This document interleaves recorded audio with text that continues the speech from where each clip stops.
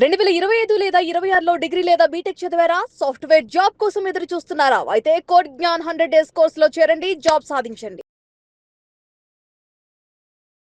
కొంతమందికి offer letter వచ్చిన తర్వాత కూడా రిజెక్ట్ అనేది పడుతూ ఉంటుంది. కొంతమందికి అయితే హోల్డ్లో ఉంటుంది. రీజన్ ఏంటి సార్? అసలు మెయిన్ రీజన్ ఏంటి సార్? సార్ బేసిక్గా ఆఫర్ లెటర్స్ వచ్చి జాయినింగ్ డేట్స్ రాని అన్నీ కూడా ఫైనల్ ఇయర్లో ఉన్న స్టూడెంట్స్కి ఎక్కువగా జరుగుతాయి అన్నమాట.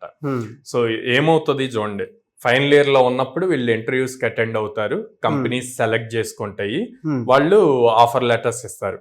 వీళ్ళు ఫైనల్ ఇయర్ కంప్లీట్ చేసుకొని బయటికి రావటానికి దాదాపు 8 to 10 months పడుతుంది.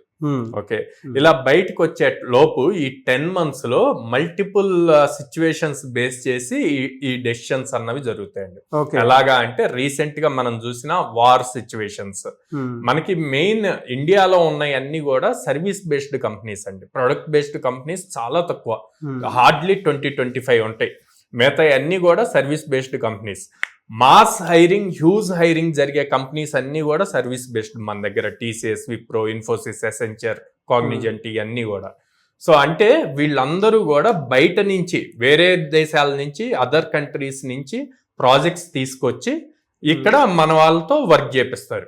ఓకే, సో ఇప్పుడు ఈ వార్ సిచ్యువేషన్ వల్ల, ఇన్ఫ్లేషన్ వల్ల అండ్ యుఎస్ లో ఉన్న సిచ్యువేషన్స్ బేస్ చేసి బయట నుంచి ప్రాజెక్ట్స్ అన్నవి తగ్గిపోతున్నాయి.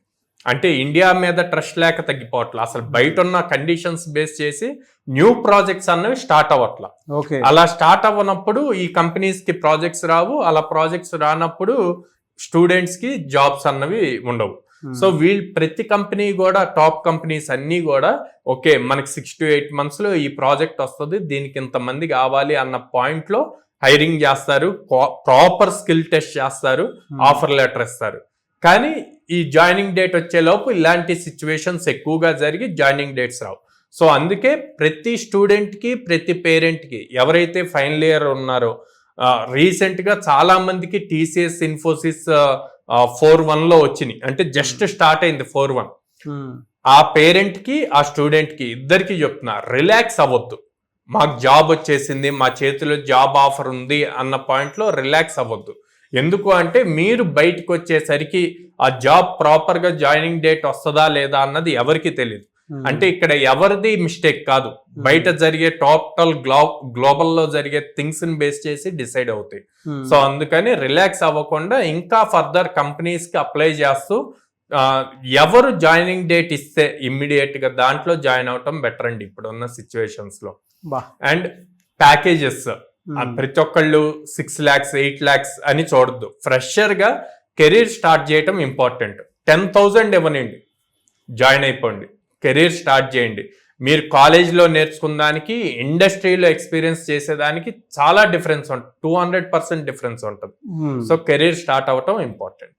సో ఆ పాయింట్ లో చూసుకోవడం బెటర్. అవును, ఎందుకు అనంటే ఇప్పుడున్న దాంట్లో ఏంటంటే అవి హోల్డ్ లో పెడుతున్నాయి అంటే దానికి వెనక కొన్ని కారణాలు ఉంటాయి, ఆ ప్రాజెక్ట్ వల్ల డిలే అవుతూ ఉంటాయి. నాకు తెలిసిన చాలా మంది students 2 years back offer letters వచ్చినాయి, జాయినింగ్ డేట్స్ వస్తాయని ఆగిన వాళ్ళు చాలా మంది ఉన్నారు. ఇప్పుడు ఫ్రెషర్ పీరియడ్ అంటే ఇప్పుడు మనం 2026లో ఉన్నాం, 24లో ఆఫర్ లెటర్స్ వచ్చి జాయినింగ్ డేట్స్ వస్తాయని ఫ్రెషర్ పీరియడ్ అంతా వేస్ట్ చేసుకున్న వాళ్ళు ఉన్నారు. 2 years ఆఫ్ టైం ఎంత వాల్యుబుల్ టైం. ప్రాపర్ గా ట్రై చేసి ఉంటే ఇంకో కంపెనీలో వచ్చేది 2 years, ఇప్పుడు రియల్ టైం ఎక్స్పీరియన్స్ ఉండేది. ఇప్పుడు ఏమవుతుంది, కెరీర్ గ్యాప్ క్రియేట్ అవుతుంది కదా.